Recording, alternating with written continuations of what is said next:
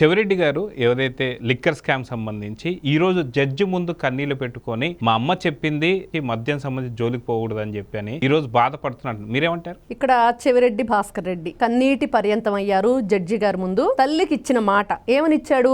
మద్యం తను తాగననిచ్చాడు, ఎదుటి వాళ్ళ చేత తాగించనని కాదు కదా, కాబట్టి అదే చేశాడు. ఇదైతే కరెక్ట్ గా అర్థమైపోతుంది. కానీ ఇక్కడ కన్నీళ్లు పెట్టుకున్నాడంటే నిజంగా ఈ రోజును చూస్తుంటే గతంలో చూసాం, ఎవరైతే ఆఫీసర్లు ఉన్నారో వాళ్ళ ఇంటి ముందు ఉండి చిటికలు వేసి వేళ్లు చూయించి మీ సంగతి తెలుస్తాను, మీ అంతు చూస్తానని ప్రగల్భాలు పలికిన వ్యక్తి ఈ రోజున ఎందుకు కన్నీళ్లు పెట్టుకున్నాడు అంటే, కానీ మహానటుడు కూడా వచ్చాడు ఇప్పుడు అని మనకు క్లియర్ గా అర్థమవుతుంది. అంటే ఎస్వి రంగారావు మళ్ళీ పుట్టాడా అన్నట్లుగా ఇతను నటించిన తీరు చూస్తుంటే మహానటి సావిత్రి ఒక ఏదైతే సినిమా షూటింగ్ సీన్ గుర్తొస్తుంది అంటున్నారు. ఎందుకు గుర్తొస్తుంది అంటే, మరి ఆవిడ ఒక కంటిలోంచి నీళ్లు తెప్పించాలి అంటే ఇక్కడ చూస్తుంటే ఎవరైతే ఈ చెవిరెడ్డి భాస్కర్ రెడ్డి అనే వ్యక్తి ఉన్నాడో ఎదుటి వాళ్ళ కళ్ళల్లోంచి నీళ్లు తెప్పిస్తాను అంటున్నాడు. నిజంగా ఇది హాస్యాస్పదంగా ఉందా, లేకపోతే వీళ్ళు చేసిన ఈ యాక్టింగ్ ఎవరైతే చెవిరెడ్డి భాస్కర్ కి నిజంగానే భాస్కర్ అవార్డు ఇవ్వాలా అనేటట్లుగానే ఉంది. నిజంగా ఈ భాస్కర్ రెడ్డి అనే వ్యక్తి నిజంగా అదేదో సినిమాలో ఒక మీమ్ వస్తా ఉంటది, మన బ్రహ్మానందం ఆయన చెప్తూ ఉంటారు, ఊకో ఊకో ఎద్దులాగున్నావు ఏడిస్తే బాగోదు అన్నట్లుగా, అట్లానే ఉంది ఈ రోజున.